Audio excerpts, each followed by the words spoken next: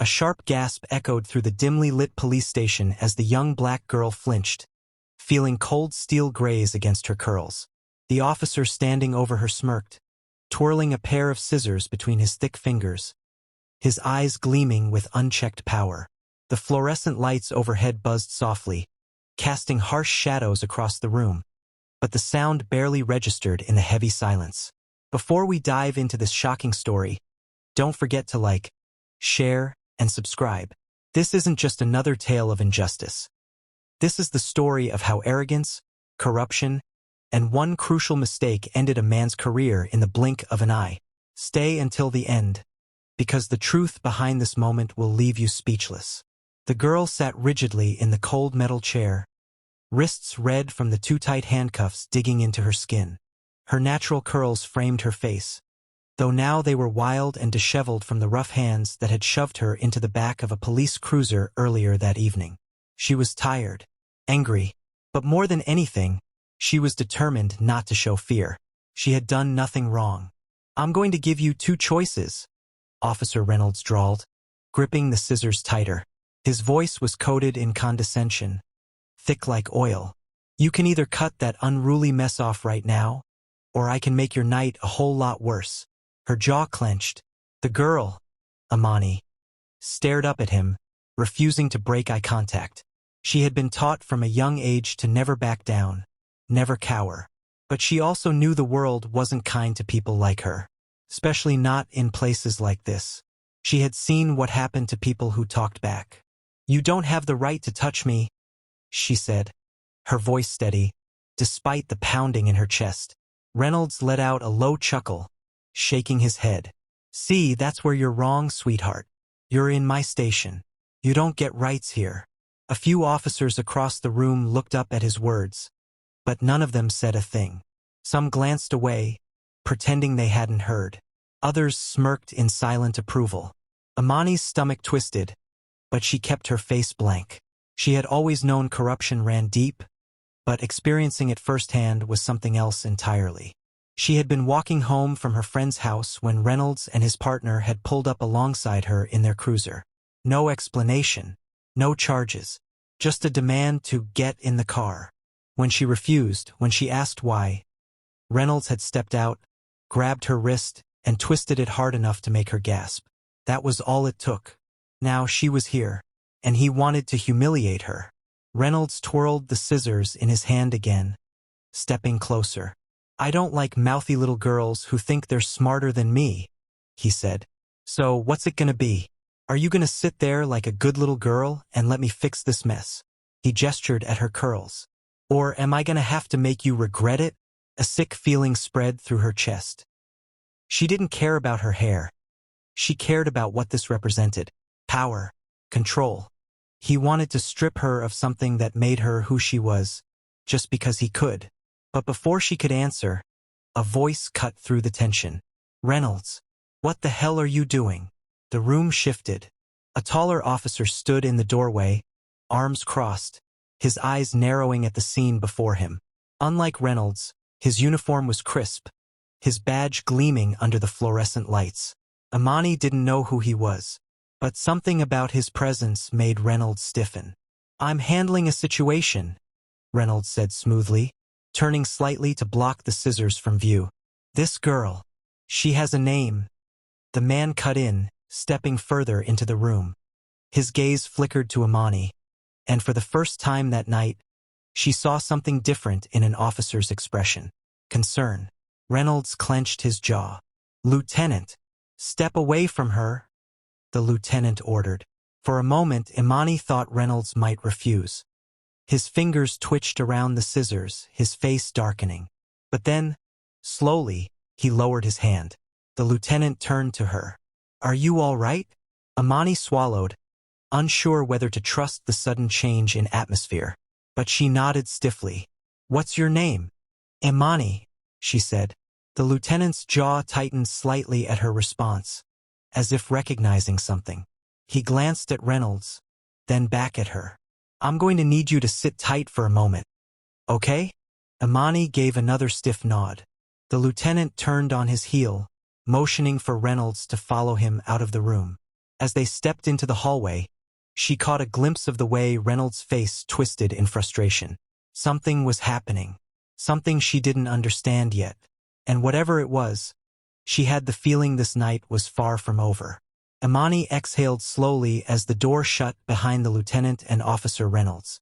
The room felt heavier without their presence. The cold metal chair beneath her suddenly more uncomfortable. She flexed her fingers, feeling the lingering ache from the tight handcuffs, her pulse still pounding from the tension that had just filled the air. Across the room, another officer leaned back in his chair, lazily flipping through some paperwork. He had been there the whole time, watching. He had said nothing. She turned her gaze away, her mind racing.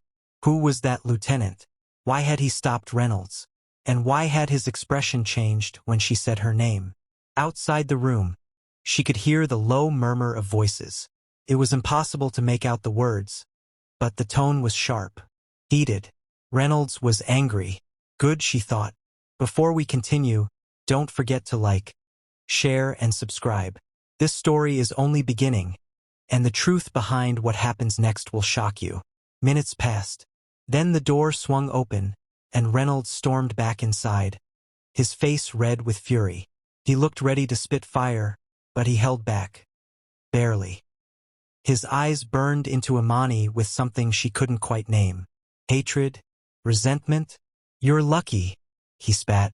Real lucky. Imani held her breath, refusing to react. Reynolds stood there for a moment longer, then turned on his heel and marched toward the exit.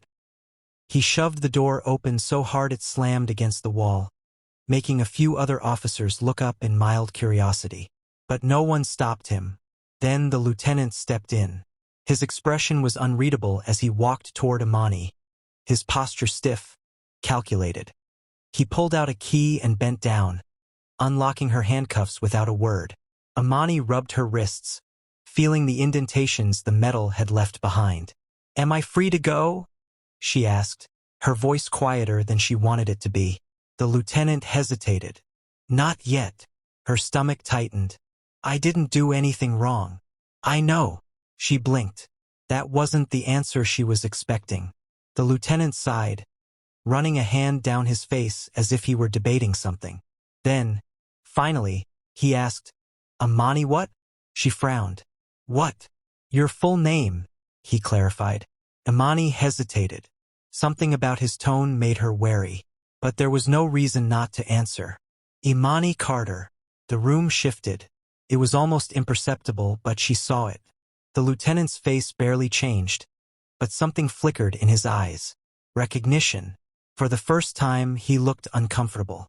Imani straightened in her chair. "Why?" The lieutenant exhaled sharply and stepped back. "We need to call someone." "Who?" He didn't answer. Instead, he pulled out his radio. "Get me Captain Lawson. Now."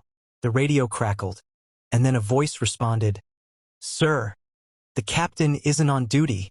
"I don't care. Call him." Imani watched the exchange with growing unease. "Captain?" That meant he was going over everyone's head. "Why?" The lieutenant turned back to her, studying her like he was seeing her for the first time. "What's your father's name?" he asked. Imani's breath caught. She stared at him, suddenly feeling a wave of nausea roll over her. "What?" "Your father," the lieutenant pressed. "What's his name?" A chill ran down her spine. "David Carter." The room went silent. The lieutenant closed his eyes briefly, like he had just confirmed something he didn't want to be true. Imani's hands curled into fists. "What is going on?" The lieutenant didn't answer right away. Instead, he turned toward the officer at the desk, the one who had been ignoring everything. "Take her to the private waiting room," he ordered.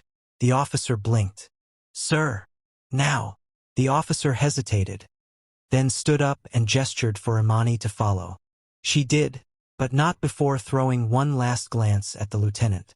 His face was set in stone, but in his eyes, she saw something new. Not concern, fear. And that's when she realized, whoever her father was, it was enough to terrify a man who wore a badge. Imani sat in the so-called private waiting room, a stark, windowless space with nothing but a metal table and two chairs. The walls were painted an ugly, off-white color, and the air smelled of stale coffee and old paper. She had been sitting here for what felt like forever, her mind spinning with questions. Who was Captain Lawson? Why had the lieutenant reacted like that when he heard her last name? And why was she still here if she wasn't under arrest? She had nothing but silence for answers. She drummed her fingers against the table, trying to keep herself calm. Whatever was going on, it had shaken that officer. She had seen it in his face.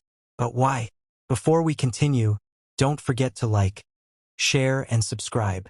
The truth behind this moment will change everything, and you won't believe what happens next. The door finally creaked open, and the lieutenant walked in, his face unreadable. He wasn't alone. Behind him, another man entered, tall and broad-shouldered, his navy blue uniform crisp, his badge gleaming under the fluorescent lights. His expression was serious, too serious. Imani didn't need an introduction. She already knew. This was Captain Lawson. He studied her for a long moment before speaking. Imani Carter. She forced herself to meet his gaze. Yeah. Another pause. Then he sat down across from her, resting his hands on the table. His fingers tapped once against the surface, deliberate, measured. Do you know who your father is? Imani's heart pounded. She swallowed hard. David Carter, she said, her voice steady even though her stomach was twisting. Captain Lawson nodded slightly, like he was confirming something to himself. Then he leaned back in his chair. And do you know what he used to do? Imani hesitated. He was in the military. A muscle in Lawson's jaw twitched. Not just the military. Imani frowned. What are you talking about? Captain Lawson exhaled slowly. Then, after a long moment, he said, Your father was one of the most decorated federal agents this country has ever seen. The air in the room shifted. Imani blinked. What? He wasn't just in the military, Lawson continued. He was recruited into a covert task force. A division so classified that most people in law enforcement don't even know it exists. He folded his hands together. And, from what I understand, your father put more dirty cops behind bars than anyone else in the last 20 years. Imani felt like the floor had been ripped out from under her. Her father had never talked much about his past. He had always been quiet, private. She had known he served, but this was something else. She struggled to process the words. That doesn't make sense. He retired. He runs a security firm now. Lawson's eyes darkened. He didn't just retire, Imani. He disappeared. After taking down some of the most corrupt men in the system, he left. Changed his life. And for the last decade, he's been off the radar. Untouchable. Imani's breath felt shallow, her mind racing with the weight of Captain Lawson's words. Her father, a decorated federal agent? A man who had put corrupt cops behind bars? It didn't make sense. This wasn't the man she knew. The quiet, reserved man who spent his days running a small security firm, who never talked about his past. But if it was true, she understood now. Why the lieutenant had gone pale. Why Reynolds had been furious but backed down. Why she was still sitting in this cold room instead of being thrown in a cell. They were afraid. Afraid of who her father was. Afraid of what he could do. Before we continue, don't forget to like, share, and subscribe.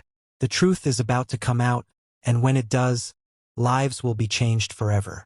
Imani gritted her teeth. So what? You're saying Reynolds knew? That's why he tried to humiliate me. Captain Lawson's expression remained cold. Reynolds is reckless, but he isn't stupid. He didn't know who you were when he brought you in. He only saw a young black woman who he thought he could intimidate. Imani clenched her fists. She already knew that much. But the moment he realized who you were, Lawson continued. He knew he had made the worst mistake of his career. She swallowed, staring at him. So what happens now? Lawson leaned forward slightly, his voice low. That depends. Does your father know you're here? Imani narrowed her eyes. You tell me. You seem to know everything about him. The corner of Lawson's mouth twitched, but it wasn't amusement. It was something closer to unease. He exhaled sharply, running a hand over his jaw. If he doesn't know yet, he will soon. Something about the way he said it sent a chill down Imani's spine. A sudden knock at the door made them both turn. The lieutenant stepped inside, his face tense. "Sir," he said, his voice clipped. "We have a situation." Lawson's expression hardened. "What kind of situation?" The lieutenant hesitated. Then he looked straight at Imani. Her father just walked into the building. The room went silent. For a moment no one moved. Then Lawson stood abruptly, his chair scraping against the floor. "Where is he?" "Front desk." "He's demanding to see her." Imani's heart pounded in her chest. She had never seen her father angry, not really. He was a quiet, controlled man. But now, she could only imagine the storm that was brewing outside those doors. Lawson turned to her, his jaw tight. "I need you to listen to me very carefully." Imani lifted her chin, her voice unwavering. "No, you listen. I want to see my father." Lawson hesitated, then let out a slow breath. "Come with me." He led her out of the room, the lieutenant following close behind. As they walked through the station, officers turned to watch them, whispers filling the air. Imani ignored them. They reached the front desk, and there he was. David Carter stood tall in the middle of the station, his presence commanding. His sharp brown eyes locked onto Imani the second he saw her. She had never seen him like this. His normally calm demeanor was gone, replaced by something cold and dangerous. Then he shifted his gaze, landing on Captain Lawson. And in that moment, every officer in the room knew someone's career was about to be over. The police station was dead silent. Every officer, every clerk, even the people in holding cells seemed to sense the shift in the air. David Carter didn't move. He didn't have to. His presence alone was enough to make grown men uneasy. He stood tall, his broad shoulders squared, his sharp brown eyes locked onto Captain Lawson like a hunter watching prey. Imani swallowed hard, her pulse hammering in her ears. She had never seen her father like this, so cold, so lethal. The way every officer avoided his gaze told her everything she needed to know. They feared him. Before we continue, don't forget to like, share, and subscribe.